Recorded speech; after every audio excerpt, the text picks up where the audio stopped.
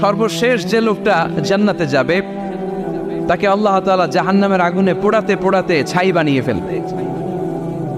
আল্লাহ বলবেন, জিব্রাইল যাও একটু দেখো, একটা মাত্র সেজদা দিয়েছে আমাকে, এরকম কাউরে পাওয়া যায় কিনা। বাটি চালান দিয়ে দেখো পাওয়া যায় কিনা। খুঁজে খুঁজে কাউরে পাবে না। আল্লাহ বললেন আবার দেখো, খুঁজে খুঁজে একজনকে পাবে। সামান্য ইমানের ছিটে ফোঁটা তার অন্তরে ছিল।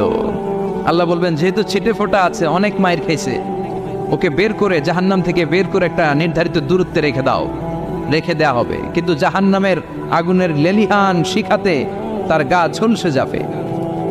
সে আল্লাহর ডেকে বলবে, মাবুদ তোমার কাছে আমি কিছু চাই না, জাহান্নাম থেকে তুমি আমাকে বের করেছো, জীবন নদীর পানি তুমি আমার গায়ের মধ্যে ঢেলে দিয়েছো, আমি আবার সজীবতা ফিরে পেয়েছি। আমি তোমার কাছে জান্নাত চাই না, শুধু নিরাপদ একটা দূরত্বে আমাকে